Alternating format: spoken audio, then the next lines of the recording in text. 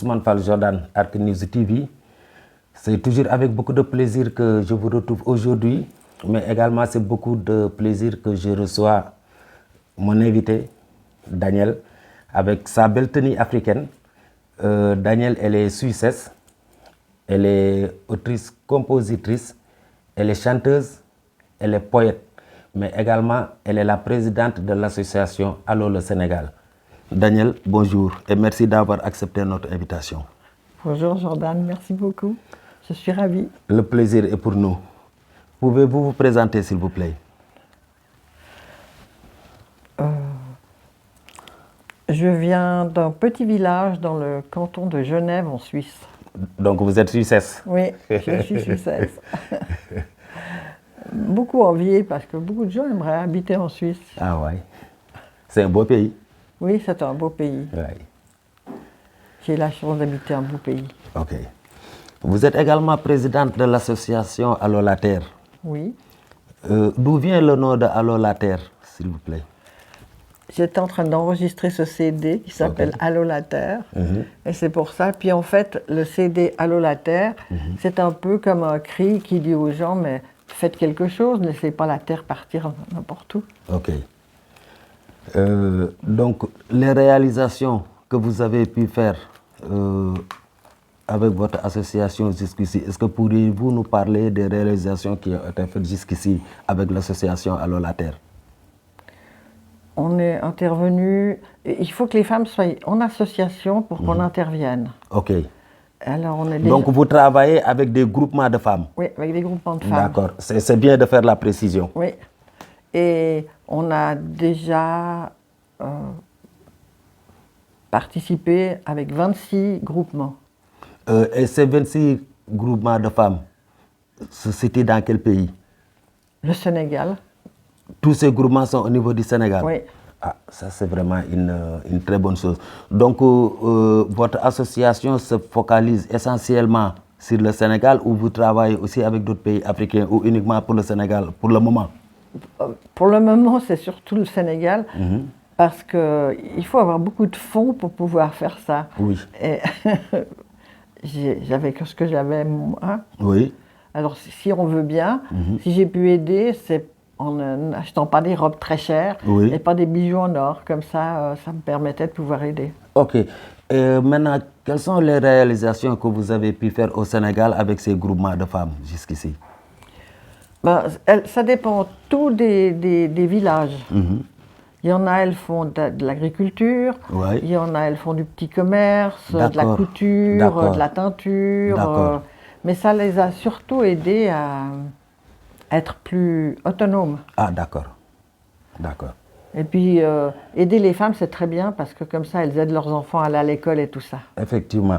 Vous êtes à Bruxelles pour le festival Maïcha. Maintenant, qu'est-ce que vous pouvez nous dire du festival et de votre présence ici à Bruxelles?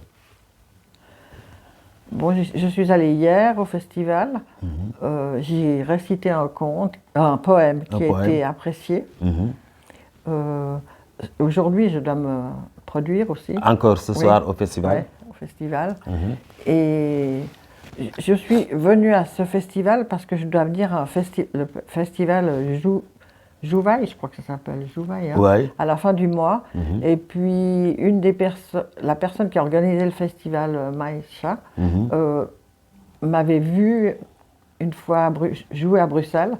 Elle avait demandé si je pouvais venir aussi jouer dans son festival. Ok.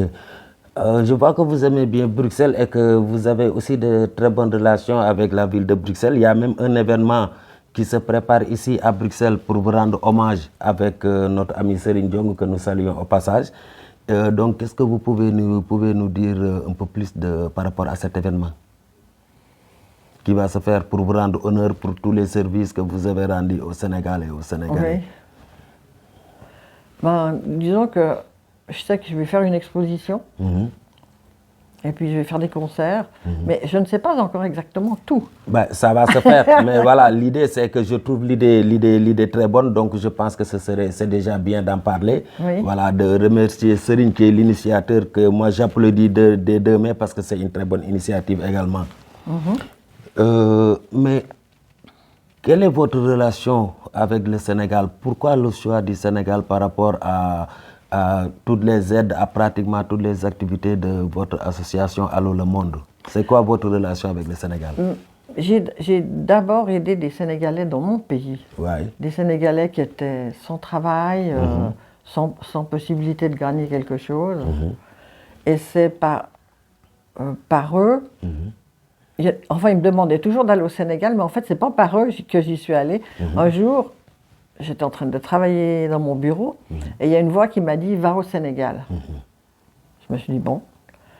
Mais ça insistait, alors je me suis dit « Bon, j'ai pris un billet pour le Sénégal Okay. ». Je suis un peu comme ça, des fois j'obéis aux voix qui me disent de faire des choses. Ok, donc c'était votre première visite au Sénégal? Oui, c'était ma première visite au Sénégal. Et comment s'est-elle passée, votre première visite au Sénégal? Elle s'est bien passée. Et c'était tout près de la Tabaski. Il y avait 2 personnes qui m'avaient demandé si je pouvais les aider un peu pour faire un petit commerce pour la Tabaski. Alors j'ai accepté de faire un petit don à chacun. J'ai dit si ça marche bien, je vous aiderai encore. Si ça ne marche pas, tant pis. Ok, d'accord. Alors, puis quelques jours après, je téléphone pour demander comment ça allait. Puis la maman d'un des jeunes gens me dit je vais aller le réveiller, il dort encore. Alors moi, je suis des fois un peu coquine, je lui ai dit « Oh là là, ça doit bien marcher ton petit commerce, si à 17h tu dors encore. Puis il me dit « Mais je suis malade. Il avait une grosse voix comme ça. Et il avait une infection à l'oreille. Et on s'était baigné dans une piscine quelques jours avant que je parte du Sénégal, tout un groupe. Et je lui dis « Mais toi, tu savais que tu avais mal à l'oreille ?» Il dit « Oui, j'avais mal à l'oreille depuis longtemps. » Je dis « Mais tu ne devais jamais te baigner. » Normalement, oui. Oui. Mais des fois, je trouve qu'au Sénégal, ils ne sont pas très attentifs à ce genre de choses. Ça arrive parfois, oui. Oui. Ils pensent que ça va partir tout seul. Donc, la suite par rapport à sa maladie? Par rapport à sa maladie, l'infection s'envenimait. J'avais envoyé de l'argent pour les antibiotiques et tout ça. Pour qu'il se fasse soigner. Ça ne passait pas.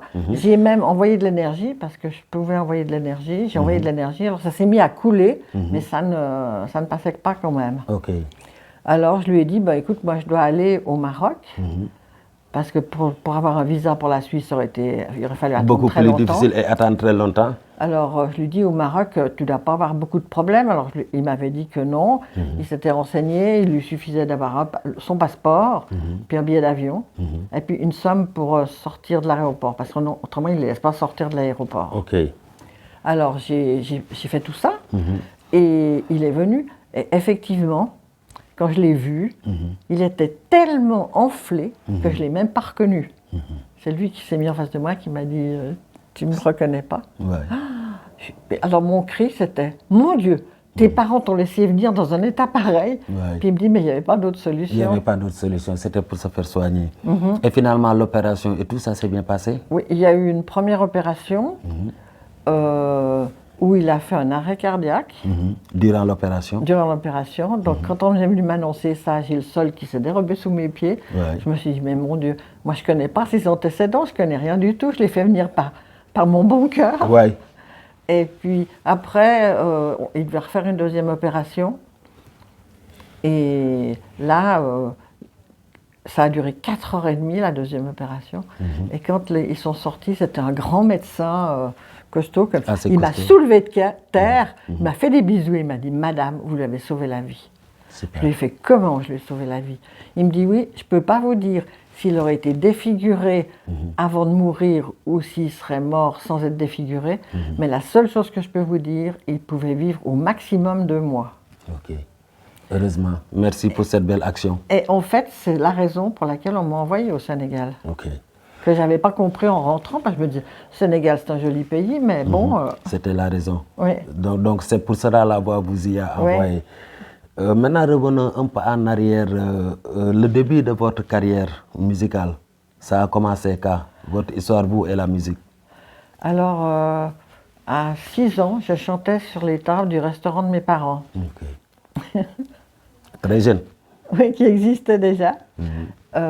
Et j'ai effectivement, c'était presque juste après la guerre, et à cette époque-là,